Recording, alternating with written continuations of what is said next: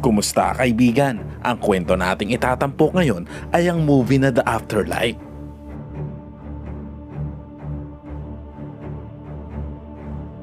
Nagsimula ang eksena kay Elliot Deacon, na isang embalsamador at nagmamay-ari ng isang funeral parlor. Bilang bahagi ng kanyang pang-araw-araw na gawain, inihahanda niya ang mga bangkay para sa kanilang libing habang kinakausap ang mga ito. Sa kasalukuyan, makikita pa siyang naghahanda ng katawan ng isang matandang guro na pianista. Sa ibang eksena, makikilala si Anna Taylor, isang guro, na nakikipag-TikTok sa kanyang kasintahang si Paul. Sa kabila ng kanilang romantikong sitwasyon, halatang hindi gusto ni Anna ang nangyayari. Maya-maya, habang naliligo si Anna ay nagtanong si Paul tungkol sa bagay na yun. Ngunit iginiit ni Anna na ayos lang siya, kahit nakabaligtaran ang sinasabi ng kanyang ekspresyon. Kasunod nito, nagtungo si Anna sa eskwelahan kung saan siya nagtatrabaho.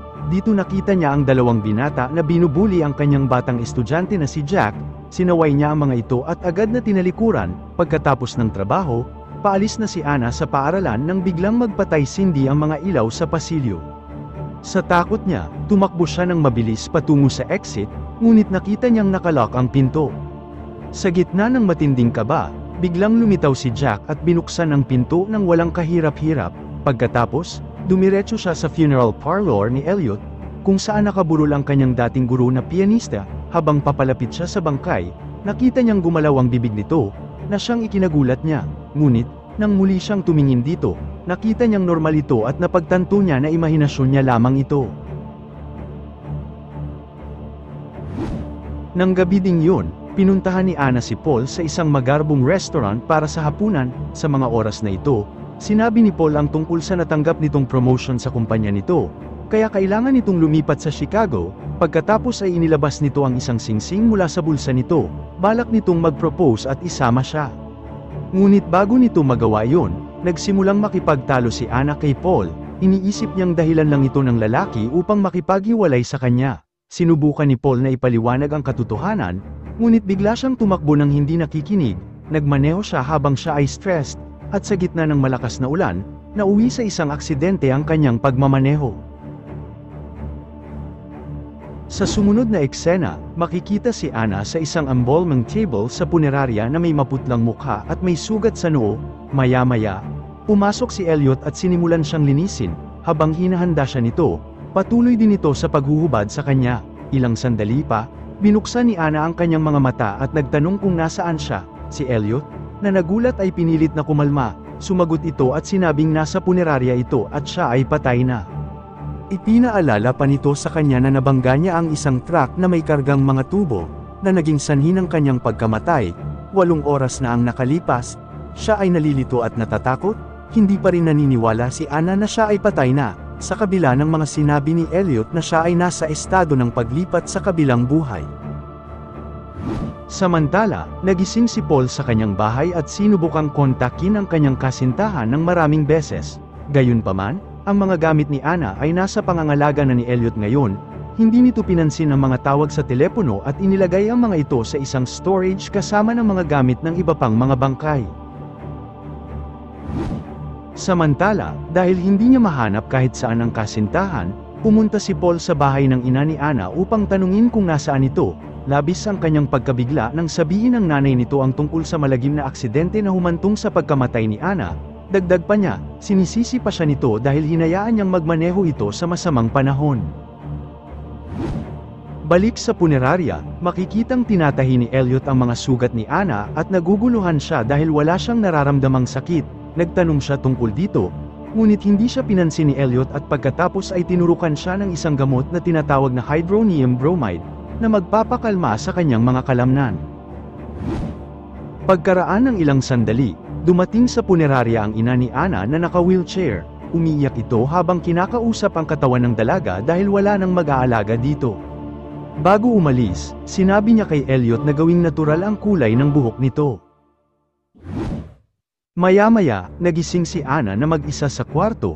Nag-ipon siya ng sapat na lakas at umupo sa isang tuwid na posisyon. Pagkatapos ay lumapit siya sa landline ng telepono, ngunit hindi ito gumagana. Sa sandaling yon, dumating naman si Paul sa punerarya at hiniling kay Elliot na hayaan siyang makita ang kanyang kasintahan. Sa kabila ng kanyang desperasyon, Hindi siya pinapasok ni Elliot dahil wala siyang legal na relasyon dito. Nang marinig ang boses ni Paul, sumigaw si Anna at kumatok sa pinto. Ngunit hindi napansin ang kanyang ginawa. Pagkatapos ay pumunta si Paul sa istasyon ng pulisya upang makipagkita sa kanyang kaibigan, si Tom, sa pag-asang magagawa niya ang isang bagay para makapasok siya sa punerarya. Gayunpaman, ipinaalam sa kanya ng isa pang pulis na umalis na si Tom para sa kanyang patrol duty. Nang mga oras na yon, pumasok si Paul sa impounding area ng pulisya at umupo sa loob ng nasirang kotse ni Anna. Sa mga oras na yon, nakita niya ang kanyang kasintahan. Ngunit, biglang naputol ng tapikin siya ng kamay ni Tom. Nakiusap naman siya dito na tulungan siyang makapasok sa punerarya upang makita si Anna. Ngunit sinabi niya na wala siyang magagawa sa bagay na ito. Samantala, gumala si Anna sa silid at natagpuan ang isa pang bangkay na nakahiga sa mesa. Dahil ayaw niyang mapunta sa ganoong kapalaran, kumuha siya ng gunting at hinintay si Elliot. Pagkapasok nito, binantaan niya ito na papatayin. Ngunit mukhang hindi na bahala si Elliot sa kanyang ginawa. Sinabi nito na hindi niya kayang saktan ito dahil patay na siya.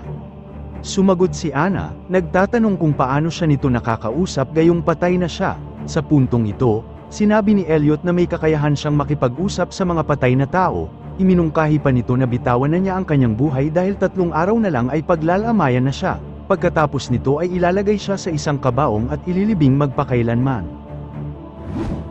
Sa sumunod na eksena, inihahanda ni Elliot ang katawan ng isang matandang babae para sa libing nito nang biglang dumating si Jack, na tila alam ang tungkol sa pagkamatay ni Anna. Nagtanong ang bata tungkol sa kanyang guro, kung saan sinagot ni Elliot na ang libing nito ay sa Biyernes at pagkatapos ay pinaalis na ang bata. Kinaumagahan, narinig ni Paul ng pabulong ang boses ni Anna at nakita din niya ang mga pangitain nito habang naliligo. Subalit, bigla siyang nagising sa katotohanan, napagtanto niya na isa lamang itong panaginip. Samantala, bumalik si Elliot kay Anna na may dalang damit, na isusuot nito sa kanyang libing. Habang siya ay busy sa pag-aayos, sinamantala ito ni Anna upang kuhanin ang isang bungkus ng mga susi mula sa kanyang bulsa. Habang si Elliot ay naghahanda upang kunin ang isa pang patay na katawan mula sa ospital, dali-daling ginamit ni Anna ang mga ninakaw na susi at sinubukang buksan ang pinto. Huminto naman si Elliot sa isang gasolinahan upang punuin muli ang kanyang tangke at dito niya napagtanto na nakalimutan niya ang kanyang mga susi, kaya't nagmamadali siyang bumalik sa punerarya. Samantala, nagawa ni Anna na i-unlock ang pinto at umikot sa loob ng bahay. Hindi nagtagal ay narating niya ang isang silid na may telepono. Mabilis niyang pinindot ang numero ni Paul, at nagsimulang magdasal na masagot ito. Pagkatapos ng mahabang ring, sinagot ito ni Paul, ngunit hindi nagtagal ay ibinaba din ito. Iniisip niya na isa na naman itong ilusyon. Sa mga sandali namang yun, nakita na siya ni Elliot at hinayaan siyang makita sa salamin ang kanyang itsurang bangkay, at sa wakas ay pinaniwalaan na niya na siya ay totoong patay na. Sa mga oras namang yun, nakatayo si Jack sa harap ng bahay ni Elliot at nakita niyang buhay ang kanyang guro.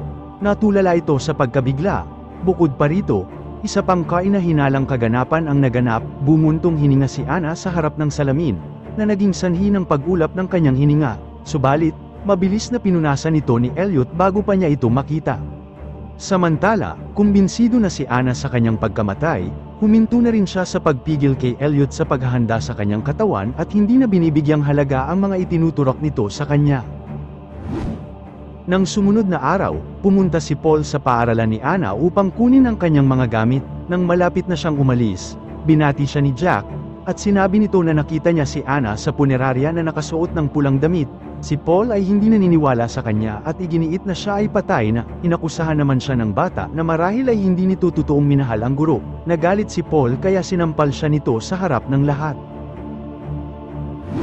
Sa punerarya, dumating ang isang pulis upang makita ang bangkay ng kanyang kapatid, na nakatago sa parehong silid ni Anna. Pagkatapos ay sinabi nito kay Elliot na iwan siyang mag-isa kasama ang kanyang kapatid sa loob ng ilang minuto. Sa pag-alis ni Elliot, lumabas ang tunay na intensyon ng opisyal, habang papalapit sa hubad na katawan ni Anna.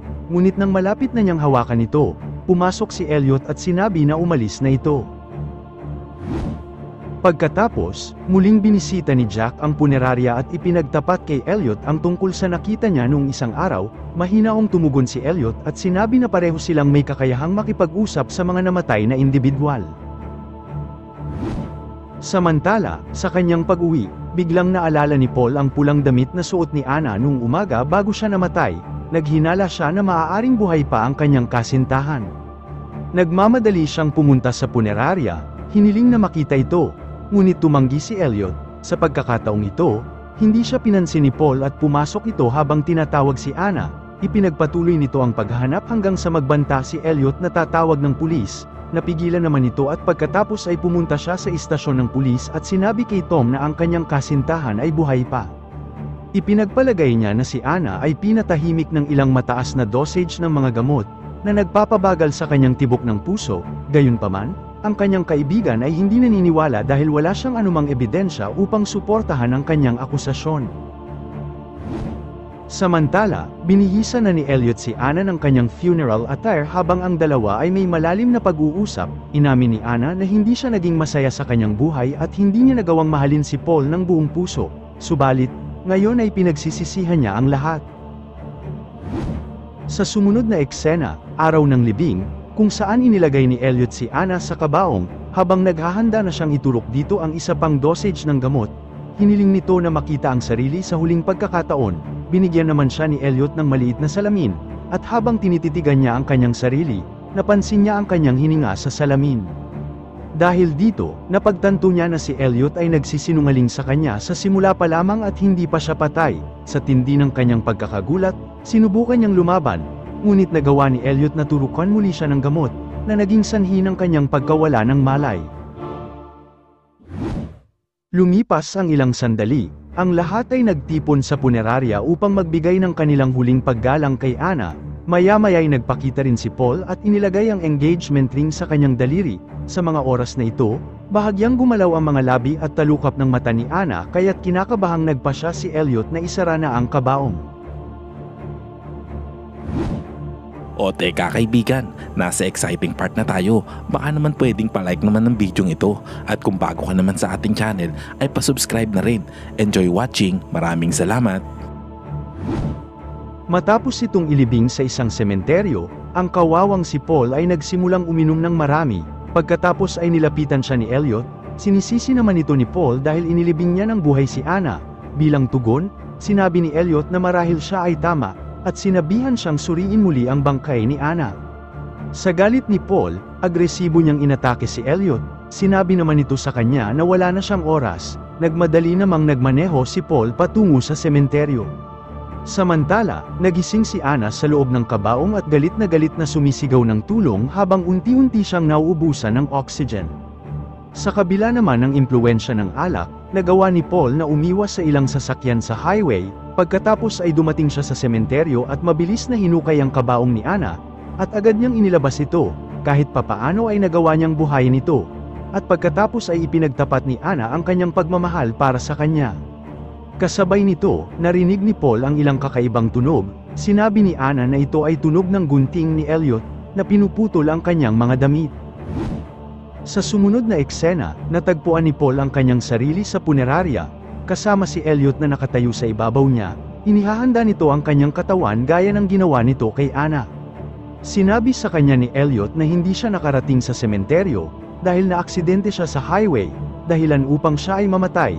Hindi makapaniwala si Paul at sinabi niya na siya ay buhay pa, hanggang si Elliot ay nagpasok ng isang matulis na bagay na pang-embalsamo, kung saan pinasok ito ng malalim sa kanyang katawan. Sana'y nagustuhan mo kaibigan ang kwentong ating itinampok. Kung magkagayon, ay baka naman pwedeng pakilike ang videong ito at pasubscribe na rin sa aking channel. Kung hindi mo naman ito nagustuhan, ay pwede mong pindutin ang dislike button ng 2 beses para makasigurado ka